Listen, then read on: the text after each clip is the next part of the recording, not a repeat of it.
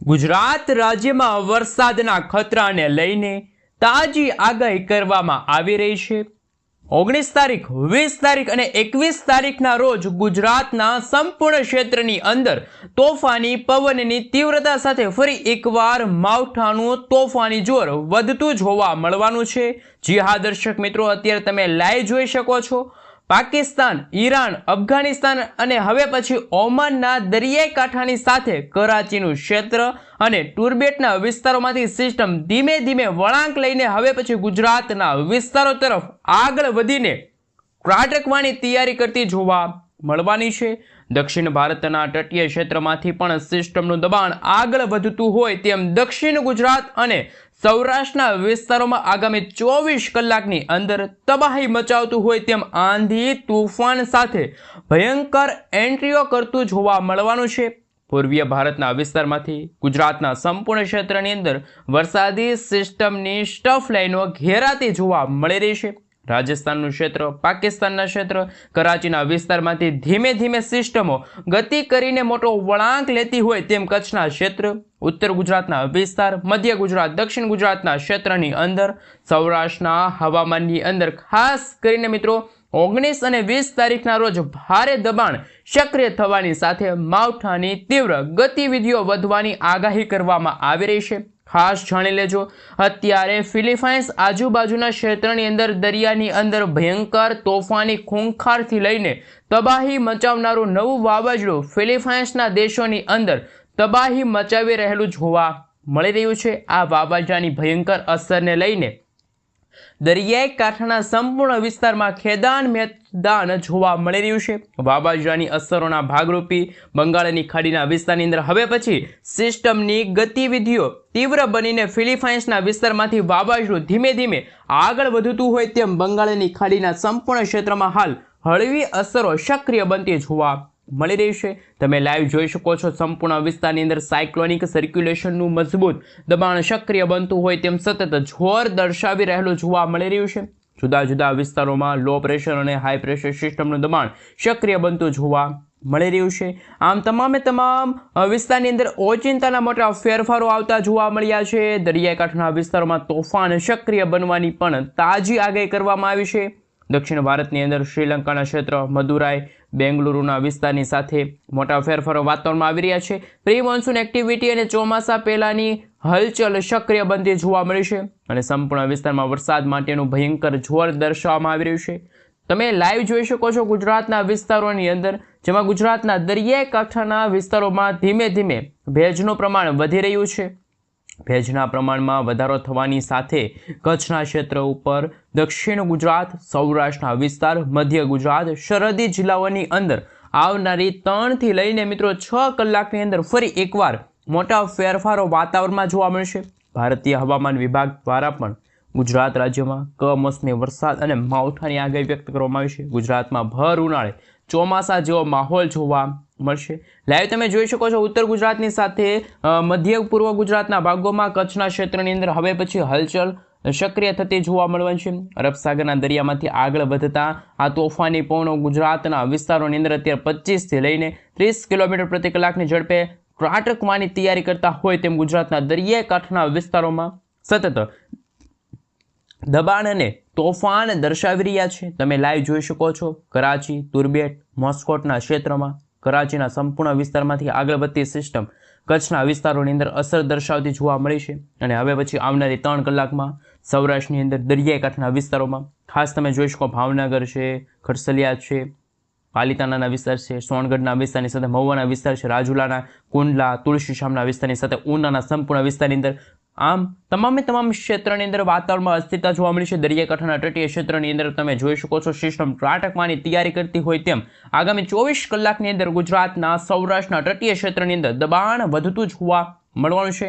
દક્ષિણ ગુજરાતના અનેક ક્ષેત્રની અંદર પણ ઘોર અંધારપટની વચ્ચે કાળા ડિબાંગ વાદળો ઘેરાતા જોવા મળવાના છે। હવે પછી ભરૂચ, આમોદ, રાજપીપળા છે, નર્મદા, સુરતના દરિયાઈ કાંઠાના ક્ષેત્રથી લઈને વ્યારાના વિસ્તારની અંદર નવસારી, ડાંગ, વલસાડ, આહવાના ક્ષેત્રની અંદર સતત ગતિવિધિઓ વધતી જોવા મળી છે। નવી શક્યતા દર્શાવવામાં આવી છે। દક્ષિણ ગુજરાતના વિસ્તારોની અંદર તોફાની હલચલ વધવાને લઈને સંપૂર્ણ પણ આગાહી કરવામાં આવી રહી છે। મધ્ય ગુજરાતના વિસ્તારોની અંદર પણ સિસ્ટમનું તોફાની જોર વધવા લાગ્યું। આગામી 3 કલાક માટે ગુજરાતવાસીઓ થઈ જાજો તૈયાર અને હવામાન વિભાગ તરફથી અમદાવાદ હવામાન વિભાગ તરફથી સમગ્ર ગુજરાત રાજ્યનો નકશો જાહેર કરવામાં આવ્યો છે।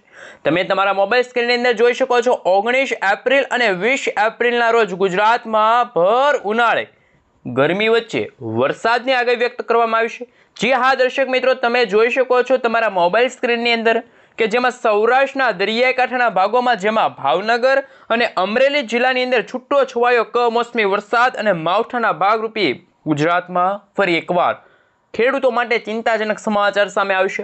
અને ઉત્તર પૂર્વ ગુજરાતના ભાગોમાં તમે લાઈવ જોઈ શકો છો દાહોદ, મહીસાગર અને અરવલ્લી જિલ્લાની અંદર આ મિત્રો સમગ્ર ગુજરાત રાજ્યની અંદર 5 જિલ્લાની અંદર વરસાદની શક્યતા દર્શાવવામાં આવી છે।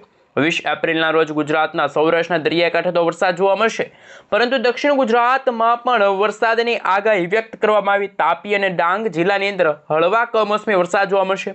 આમ ગુજરાતમાં આજે 18 એપ્રિલના રોજ ગુજરાતનું વાતાવરણ બિલકુલ ચોખ્ખું છે। ગરમી અને ઉકળાટનું પ્રમાણ વધ્યું છે, પરંતુ ગુજરાતના જે દરિયાઈ કાંઠાનો ભાગ છે, અરબ સાગરના દરિયાઈ કાંઠાના ભાગ, દક્ષિણ ગુજરાતના દરિયાઈ કાંઠાના ભાગોમાં તાપમાનની સાથે ભેજના પ્રમાણની અંદર વધારો થશે।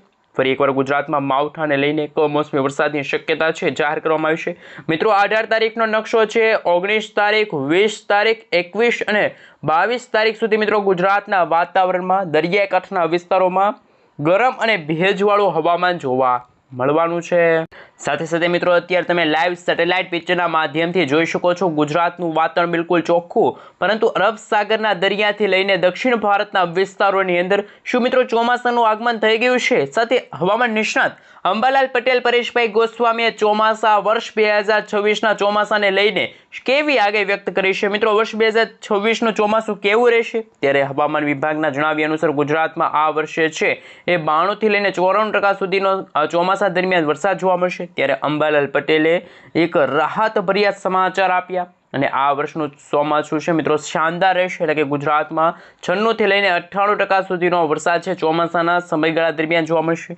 ખાસ વાત કે મે મહિનાની અંદર અરબ સાગર અને બંગાળની ખાડીમાં નવી વાવાઝોડાવાળી વરસાદી સિસ્ટમ બનશે। અરબ સાગરનો દરિયો છે અને આ બંગાળની ખાડી છે મિત્રો। બંગાળની ખાડીમાં લો પ્રેશર સિસ્ટમ બનવા જઈ રહી છે એ પહેલા અત્યારે ફિલિપાઇન્સના દરિયાઈ આ ઊંડાણવાળા વિસ્તારની અંદર જે વરસાદી સિસ્ટમ છે એ જો પોતાની દિશા ફંટાવીને જો ભારત દેશ તરફ આગળ આવશે તો બંગાળની ખાડીમાં બનતી નવી લો પ્રેશરવાળી વરસાદી સિસ્ટમ મજબૂત બનશે। અને એ વરસાદી સિસ્ટમ જો મજબૂત બને તો ભુવનેશ્વર, વિશાખાપટ્ટનમના વિસ્તારની અંદર પૂર્વ ભારતના તમામ રાજ્યોની અંદર આંધી, તૂફાન, વંટોળની સાથે ભર ઉનાળે ચોમાસા જેવો માહોલ પણ જોવા મળવાનો છે। પરંતુ 19 તારીખના રોજ વહેલી સવારથી જ તમે જોઈ શકો છો કાળા ડિબાંગ વાદળોની વચ્ચે તમારા મોબાઈલ સ્ક્રીનની અંદર જોઈ શકો છો મેઘરાજા પણ મન મૂકીને વરસવાના છે।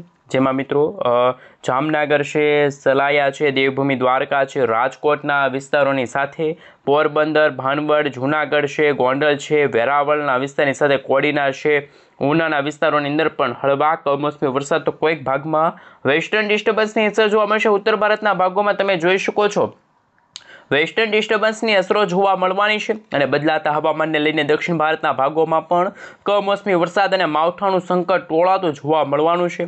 મિત્રો જેમ જેમ સમયગાળો પસાર થતો જશે 20 એપ્રિલના રોજ એવું લાગશે કે દક્ષિણ ભારતના ભાગોમાં આ વર્ષનું ચોમાસું આગમન લેતું જોવા મળવાનું છે, પરંતુ જે રીતે વરસાદી સિસ્ટમ સક્રિય બની છે એમના કારણે ગુજરાતના અને કચ્છના તમામ જે દરિયાઈ કાંઠાના ભાગોમાં પણ હળવા કમોસમી વરસાદ તો કોઈક ભાગમાં વીજના ચમકારની સાથે ફરી એકવાર મેઘ તાંડવ શરૂ થવા જઈ રહ્યું હોય તેવા દ્રશ્યો સામે આવશે। જેમ જેમ સમયગાળો પસાર થતો જશે તેમ તેમ ગુજરાતમાં ગરમી અને ઉકળાટનું પ્રમાણ વધશે। તો બીજી તરફ મિત્રો એપ્રિલ મહિનાના અંતિમ અઠવાડિયાની અંદર ગુજરાતનું તાપમાન અંદાજે 40 થી લઈને 42 ડિગ્રી સેલ્સિયસ સુધી પણ પહોંચી શકે છે અને ગરમી આ વર્ષે તમામ રેકોર્ડ તોડશે। ચૈત્રી દનિયા તપતા હોય તેમ ગુજરાતમાં ગરમી અને ઉકળાટનું પ્રમાણ વધતા તાપમાનની અંદર ભારે વધારો થઈ રહ્યો છે, પરંતુ રાહતના સમાચાર એ પણ સામે આવી રહ્યા છે કે 19 અને 20 તારીખના રોજ સૌરાષ્ટ્રના દરિયાઈ કાંઠાના ભાગોમાં હળવા કમોસમી વરસાદ તો કોઈક ભાગમાં તો કરા સાથે માવઠાની પણ આગાહી વ્યક્ત કરવામાં આવી છે। ગુજરાતમાં ભર ઉનાળે ચોમાસા જેવો માહોલ જોવા મળશે। ખેડૂતો પોતાના પાકને ખાસ કરી મિત્રો સલામતી સ્થળે ખસેડી લેજો, કારણ કે ગુજરાતમાં અણધાર્યો વરસાદ પડી શકે છે। ગુજરાતમાં વહેલી સવાર દરમિયાન તો ઠંડુ વાતાવરણ જોવા મળ્યું, પરંતુ બપોરના સમયગાળા દરમિયાન દિવસે ને દિવસે તાપમાનની અંદર ભારે વધારો થતો જાય છે અને સાંજ દરમિયાન ગુજરાતમાં હવે પછી અને વહેલી સવાર દરમિયાન ગુજરાતમાં હવે પછી માવઠાનું સંકટ ટોળાશે। મિત્રો 19 તારીખના રોજ તમે જોઈ શકો છો દ્વારકાના દરિયાકાંઠાના ભાગોમાં વરસાદની આગાહી। દક્ષિણ ગુજરાતના જિલ્લાઓની અંદર જો વાત કરવામાં આવે તો તમે તમારા મોબાઈલ સ્ક્રીનની અંદર જોઈ શકો છો।